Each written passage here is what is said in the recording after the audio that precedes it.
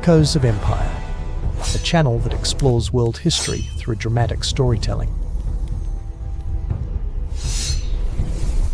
Welcome to Echoes of Empire, while Compass, a channel devoted to uncovering the hidden dramas and vast turning points that shaped our world. Through immersive storytelling and evocative narration, we guide you through moments when history itself stood on a knife's edge. If you're passionate about understanding humanity's past, its tragedies, triumphs, and everything between, consider subscribing so these stories of empires, people, and destinies can continue to come alive for you. In this video, we journey to Austria during the final months of World War II. A nation standing at the crossroads of hope and fear as foreign armies draw near. The tale unfolds as Austria faces division, occupation, and uncertainty, its future rewritten by outside hands and inner resilience. Discover how these transformative events forever changed the rhythms of daily life and the soul of a people seeking peace amid ruins. Chapter 1. Echoes of War's End. As the thunder of artillery ebbs, a surreal hush settles over battered Austrian towns. Streets once alive with urgent footsteps are now haunted by silence, broken only by distant echoes and whispered rumours. Families emerge cautiously from cellars and shelters, surveying buildings left scarred by air raids and occupation.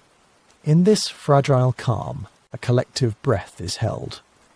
Every soul listening for the first sounds of peace or the next threat on the horizon. In the spring of 1945, Austria stands battered but unbowed. Nazi authority collapses in confusion as the first Allied soldiers, uniforms muddied from distant battles, step onto Austrian soil. There is no parade nor fanfare, just an uneasy mingling of relief and apprehension. For the Austrian people, liberation means uncertainty. The foreign boots bring not only hope but also the weight of unknown laws, shifting borders, and the pressing question of how to rebuild a life from ashes. Chapter 2. The Four Powers arrive. Spring of 1945. The air in Austria hums with a cautious hope as war-worn streets echo beneath the boots of arriving armies. American trucks rattle through shattered boulevards, Soviet armour trundles past ruined facades, and British and French convoys snake into their assigned sectors. Vienna becomes a living chessboard, each square occupied by distant powers whose intentions hang, as yet undeciphered, over the wreckage of empire. Blue, red, and tricolour banners rise above battered rooftops, marking conquered space and sovereign intent. Checkpoints materialise at bridges and street corners, staffed by wary soldiers in unfamiliar uniforms. For Austrians, daily life transforms overnight. Movement dictated by papers and permission, glances exchanged with soldiers who speak in foreign tongues. Residents measure their words carefully, reading the subtle signals of new authorities in every encounter, each flag a shadow stretching across the city. The city's geography becomes a tapestry of division. The Danube now separates not just neighbourhoods, but competing visions of freedom and order. The American zone embodies optimism, offering chocolate and cigarettes, while the Soviet sector resonates with iron discipline and guarded eyes. British and French outposts dot the urban landscape, each projecting power in measured tones. Lines drawn on maps become boundaries of trust, suspicion, and fragile hope for those caught in between. Beneath an uneasy peace, tension festers. Patrols march in lockstep, checkpoints scrutinise every traveller, and diplomatic meetings are tinged with calculation and polite distance. The Austrians, battered and uncertain, find themselves at the mercy of rival giants. Communal life endures, but its rhythms shift under occupation's relentless gaze. In the fractured heart of Europe, the fate of an entire nation waits, unsettled, between the four edges of a foreign divide. Chapter 3. Vienna in Quarters. In the heart of post-war Austria, Vienna is a city dissected, its grandeur mapped out into four distinct zones. Each district answers to a different flag: American, Soviet, British, or French. Boundaries are quiet yet ever present, marked not by towering walls but by the subtle watchfulness of foreign patrols. This is a city of converging powers, where authority shifts with the crossing of a street. The historic city centre forms an island of uneasy unity, jointly administered by all occupying powers. Here, languages mingle in uneasy chorus. Russian, English, French, German, blending over St. Comply, over St. Stephen's Spire. Cafes serve coffee as they always have, yet the presence of soldiers at tables marks every conversation. Vienna's iconic boulevards are now threads tying rival zones, stitched delicately together by the daily routines of its inhabitants. For the Viennese, life is partitioned in unexpected ways. Streets may look unchanged, but invisible borders cut through neighbourhoods and even families. A child may walk from the American zone to the Soviet in just a few blocks, shadowed by the sharp eyes of patrols at every crossing. Parental reassurances compete with whispered warnings. Always know which uniform stands at your corner by dusk's last light. As daylight fades, Vienna breathes cautiously. The rhythm of evening. Polled to Nie Sing, Hand Feid, von the Sing, once dictated by music and laughter, is now paced by curfews and patrol boots echoing on cobblestones. For many, a simple visit across town becomes a journey through layers of permission and suspicion. Yet, amid new boundaries, the soul of the city endures. Resilience etched into every step taken along storied, divided streets. Chapter 4. Life among the ruins. When the ruin. In the heart of Austria's battered cities, civilian life presses on amid shattered facades and gaping wounds carved by war. Bombed-out tenements rise in stark silhouettes against the morning mist, their broken windows glinting like watchful eyes. Survivors navigate these ruins with steady resolve, carrying empty baskets in hope of daily necessities. Each street holds memories of conflict, but the people step carefully, shaping existence out of loss. In these fractured neighbourhoods, lines snake quietly around corner stores and ration depots. Women clutch ration cards as soldiers preside over the daily dispersal of flour, potatoes, and bread. The air is laced with the smoky tang of firewood scavenged from collapsed roofs and splintered beams. Hunger sharpens every moment, yet voices remain hushed and patient. The quiet endurance of a population learning to adapt to scarcity becomes a new constant. Strict curfews now shape the rhythm of life. As occupying powers enforce order with nightly patrols and checkpoints dotting the city's arteries, streets that once pulsed with nightlife now breathe only silence after dusk, interrupted by the echo of boots on cobblestone. Families huddle close in cramped apartments, candlelight flickering across faces, etched with worry. Yet, beneath this watchful calm, threads of hope and defiance quietly weave through everyday survival. Children, untouched by the politics of occupation, play amid scattered bricks and twisted rebar. Their laughter flits through the skeletal remains of playgrounds, at once joyful and uncertain. A fragile reminder of innocence, lingering amid devastation. Even as war's legacy lingers, the resilience of youth and community persists. In these small, stubborn acts of joy and companionship, life asserts itself, refusing to be extinguished by the cold shadow of conflict. Chapter 5. Checkpoints and Currency. Across Austria, new boundaries rise, not from geographies, but from the presence of foreign power. Soldiers in heavy boots line the crossroads, their uniforms a stark reminder of distant capitals. At every intersection, rifles rest at the ready, orders echo in unfamiliar tongues. Civilians pause, clutching papers and passports, uncertain if today's route to the bakery will be denied or granted by the silent authority of occupation. For every Austrian, daily life becomes a negotiation. To visit a sick relative, cross a city street, or simply stroll to one's former workplace, one must present documents. Almost as confessions. The process is tense, each checkpoint fraught with possibility and denial. The familiar cityscape now feels like a labyrinth, defined by division. Behind every request for identification lingers new anxiety, shaping even the simplest journeys into uncertain ventures. The transformation is not only visible in lines and uniforms, but in the money exchanged across wooden counters. Old Austrian shillings mix uneasily with occupation notes. Soviet scrip, American dollars, British pounds, and French francs. Shopkeepers puzzle over prices, families count coins, unsure what will be accepted tomorrow.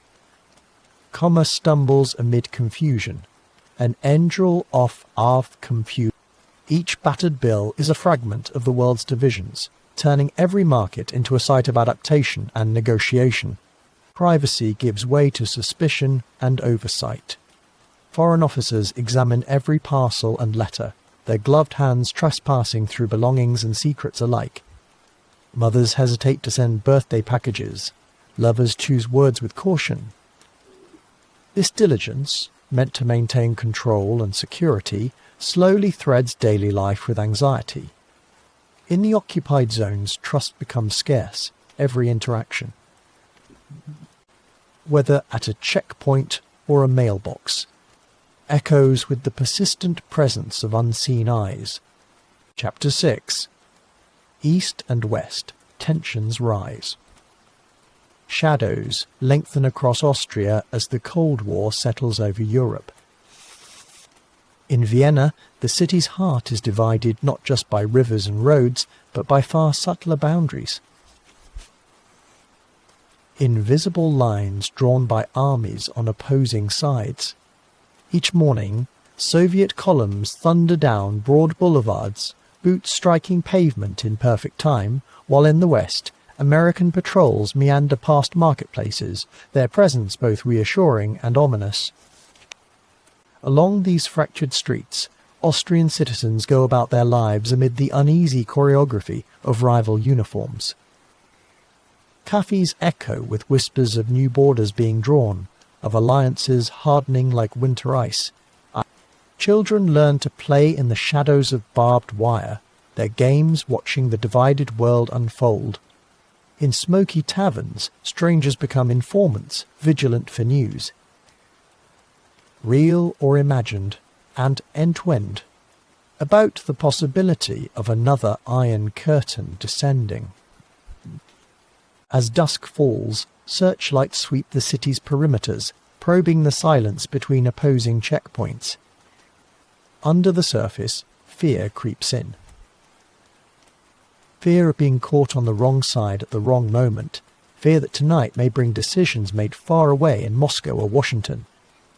The air is thick with rumours, of secret negotiations, of shifting loyalties, and of Austria's fragile fate dangling by a slender thread. Even as the world outside teeters toward confrontation, moments of hope persist. Austrians gather in quiet defiance beneath the flickering lights, singing old songs as if music might soften armoured hearts. Every encounter, a word exchanged, a glance shared across a checkpoint, feels imbued with consequence. In these tense days, Austria becomes more than a battleground. It is a testament to endurance, resilience, and the uncertain art of survival. Chapter 7. Occupation's Shadows. Beneath the everyday routines in occupied Austria, uncertainty and suspicion take root. Sidewalks once lively now carry a quiet unease. The familiar gaze of neighbours turned cautious. Foreign soldiers patrol the boulevards, voices echoing in unfamiliar tongues, their presence a constant reminder of fractured sovereignty. Trust becomes fragile, easily broken by the weight of occupation. Every glance or hushed word might carry consequences far beyond its intent. Shadows stretch across Vienna and beyond, as the Allied zones carve invisible lines through city districts and rural fields. Laws shift from block to block. Authority is split among Americans, Soviets, British and French, each with their own agendas and informants. Common folk learn to move carefully, navigating new rules and rationing. Underneath these changes, a blend of quiet anxiety and muted defiance simmers, hinting at growing unrest among the population. Black markets find fertile ground in alleyways and dimly lit back rooms. Goods once common. Fresh bread, soap, even a newspaper, now slip across borders in secret trades. Every transaction carries risk, for the wrong observer could spell trouble. Informers, sometimes neighbours, sometimes strangers, swap secrets for favours or protection. In smoke-filled taverns and beneath railroad underpasses, alliances are brokered in silence, where a single careless word can alter fates overnight. Dissent does not march openly down the grand avenues. It survives in whispers, coded notes, and sideways glances. Resistance becomes an act of endurance, a family hiding a forbidden radio, a student circulating a censored pamphlet late at night. The struggle for Austria's autonomy now unfolds behind closed doors, not with grand gestures, but with quiet acts of courage and resilience that echo through generations, testifying to a nation seeking its voice beneath the watchful eyes of its occupiers. Chapter 8. Cultural Crossroads.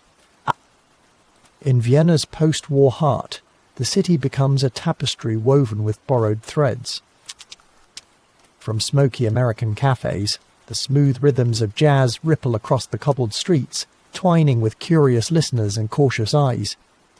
Nearby, Russian propaganda posters shout their messages in bold reds, clashing with the gentle pastels of Baroque facades. Here, four worlds meet, blending amid the ruins, each one staking a silver sliver of Vienna's cultural soul. American soldiers introduce jitterbug and swing, while British tea-houses pour out a steady stream of Earl Grey and quiet conversation. French officers arrive with chansons and the aroma of strong coffee, mingling with Austria's own waltzes drifting from open windows. At every corner, customs collide. A post-war Vienna shaped not just by politics and power, but by the stories and sounds the occupiers carry with them into the city's fragile dawn. For many locals, these new flavours and foreign customs are an intrusion. Reminders that home is no longer solely their own. Resistance simmers softly beneath the surface, a longing for lost autonomy in a city that now dances to unfamiliar tunes. But for Vienna's young and curious, this crossroads is an unexpected gift. They lean into new melodies, savour foreign films, and glimpse a world beyond the imperial shadows that once defined their lives. This cultural convergence transforms the city as much as any tank or treaty ever could. Vienna becomes a living museum of the Allied world, handwritten Cyrillic menus, American cinema nights, British newsreels, and French soirees crowding an already storied calendar. In this strange, heady blend, Vienna's spirit endures. Sometimes disoriented, sometimes enchanted, always seeking to redefine itself amid the shifting tides of occupation. Chapter 9. Resistance and Resilience. and resilience. In shadowed kitchens and behind shuttered windows, a quiet determination grows among the Austrian people. The occupation's weight presses heavily, yet it cannot extinguish the spark of hope. Small gatherings form late at night, where whispered plans and careful gestures ignite a sense of unity. Even as hardship prevails, courage emerges in silent acts, laying the early foundation for a restored nationhood. Each pamphlet, secretly written and passed hand to hand, is a declaration of endurance. The printed words echo through cramped apartments and bustling markets, stoking the embers of self-belief. While patrols roam the streets outside, the clandestine work continues. Young and old risking much for the promise of a future reclaimed. Such quiet defiance, though unseen, weaves a resilient fabric that binds families and neighbours ever more tightly together. Resistance is not always the clash of arms, where many Austrians resist by remembering who they are, telling stories of freedom to their children and dreaming together over chipped teacups. The courtyard whispers carry optimism. Each family, though watched and wary, plays its part in a larger narrative. The unity forged in these difficult days is born not just of shared struggle, but of an abiding hope that one day sovereignty will return. As seasons pass, the hardships left by foreign occupation engrave lessons into the hearts of those who persevere. In every secret meeting and hopeful glance, the Austrians nurture dreams of rebuilding on their own terms. What is sown in silence now will blossom when the time comes. Through unity and quiet resolve, the spirit of a nation endures, ready to shape a freer tomorrow from the trials of today. Chapter 10. Negotiating Freedom. In a grand hall draped with the tired colours of Allied banners, months of hushed deliberation come to a head. Representatives from the United States, Soviet Union, Britain and France sit across from Austria's hopeful leaders, the surface civility of their words unable to mask the tension beneath. Across polished tables, every glance is weighed with consequence, every phrase filtered through layers of protocol and strategy. The fate of the nation hangs delicately in the air. Too often in these hallowed chambers, freedom is measured in lines on a map and clauses buried deep within agreements. Austrian negotiators press, each voice a careful blend of passion and restraint, aware that the future of their people rests on this balance of persuasive argument and diplomatic patience. Outside, the anxious city listens to every uncertainty, breath held for what dawn will bring. As debate stretches into the evening, the shifting loyalties of world powers cast long shadows across the negotiation table. The Soviets, unwavering and suspicious, guard their sphere of influence. The Western Allies, keen to shape a free Austria, weigh their concessions with caution. Every shared glance and scribbled note whispers with hidden intent, and the Austrian delegation senses how closely their fate is tied to the tides of global rivalry. Beyond the guarded doors, Vienna waits in uneasy silence. Sidewalk cafes, once alive with conversation, have grown quiet. Citizens trade only whispers and worried glances.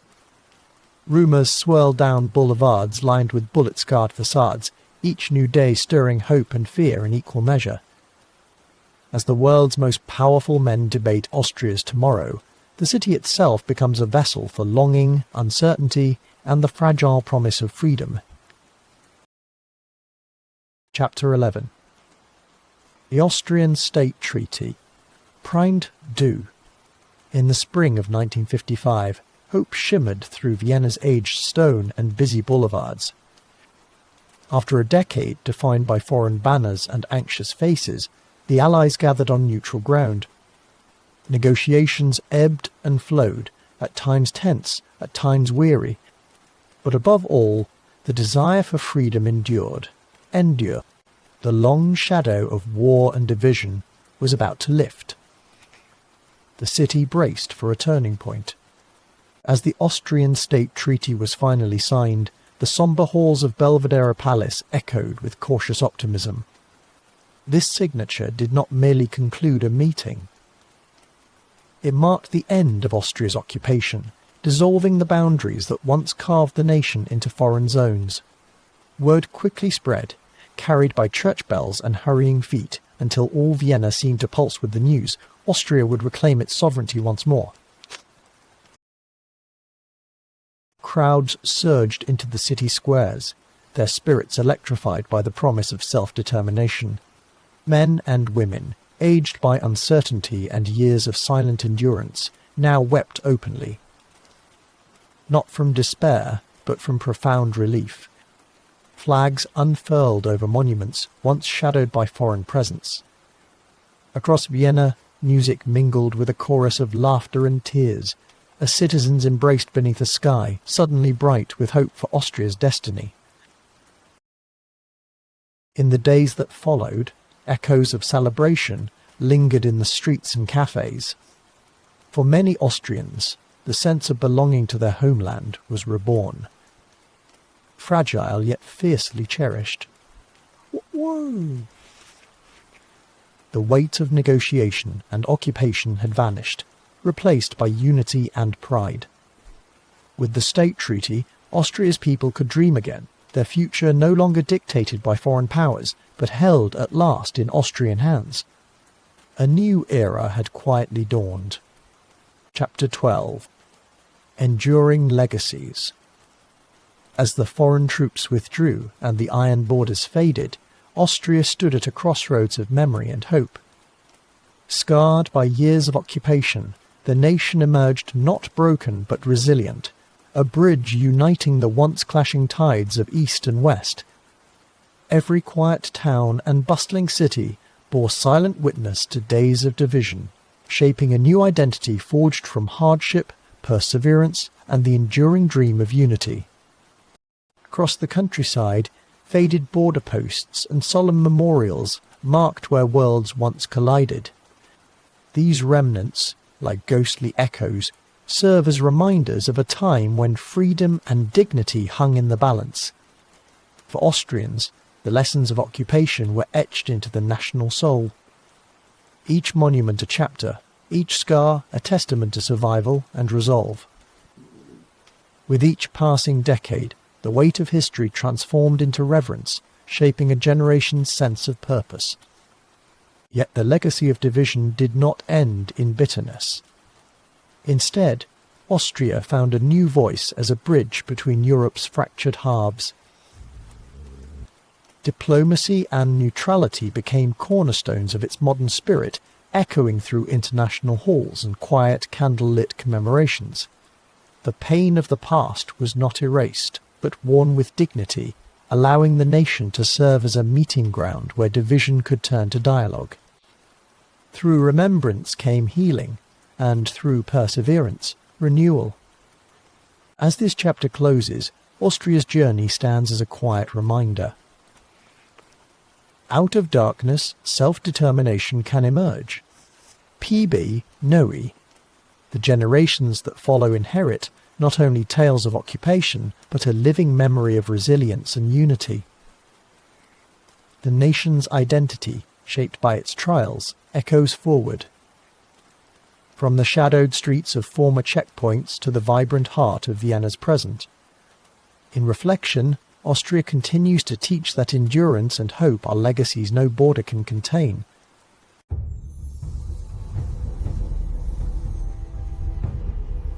Thanks for watching Echoes of Empire. Hope to see you soon and explore more world history with us.